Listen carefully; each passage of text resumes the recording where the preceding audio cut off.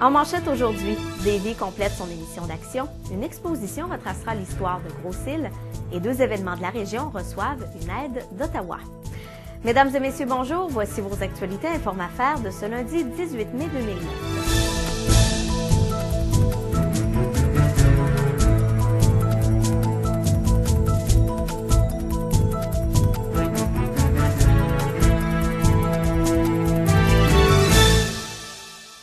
Les industries Davy ont complété récemment la seconde tranche d'émissions d'actions ordinaires. Ainsi, plus de 80 millions d'actions ont été émises à Seacon ASA, le principal client de Davy.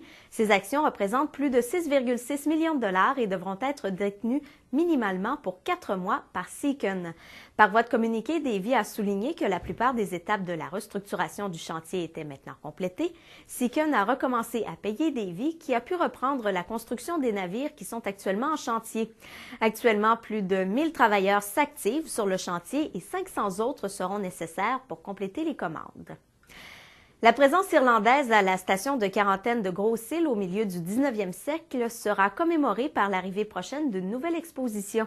Les gouvernements irlandais et canadiens contribuent pour 65 000 $ pour la mise sur pied de cette exposition qui sera présentée au Lazaret, le bâtiment le plus ancien de l'île. L'édifice est actuellement le seul témoin de la fonction d'hospitalisation à Gros-Île. Par ailleurs, le 100e anniversaire de la Croix celtique et le mois de la famine en Irlande ont été commémorés récemment par une cérémonie qui s'est déroulée à la Grosse-Île. Un arbre a été planté et une plaque commémorative dévoilée pour souligner la tragédie. Poussés par la famine qui sévissait en Irlande, plusieurs milliers d'Irlandais ont fui leur pays en direction du Canada. En 1847, la situation était telle que la station de quarantaine débordait. Plus de 7000 personnes sont décédées et enterrées sur l'île, victimes de l'épidémie de typhus. Et 2 événements culturels de la région bénéficient de l'aide du fédéral dans le cadre du programme Festival des arts locaux et du patrimoine local.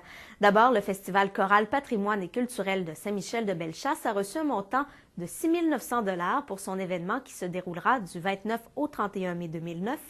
Ensuite, l'OTJ de Saint-Léon-de-Standen a reçu 3 100 $ pour l'organisation du 12e Festival des Méandres qui lui aura lieu du 19 au 21 juin prochain.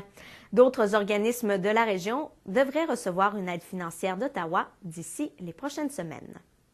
Toutes les demandes sont traitées, mais celles qui sortent en premier, ce sont les événements qui ont lieu le plus tôt. Okay. Donc, c'est ça. Fait qu'il y a d'autres nouvelles à venir, puis sûrement d'autres nouvelles à venir. Entre autres, l'année passée, quand le Festival de jazz de Davy avait une contribution, l'année passée, c'est près de 30 000 $ qui avaient été versés dans le comté, dans le cadre du programme. Là. Donc, là, on s'est fait un petit fond aujourd'hui. On va continuer à...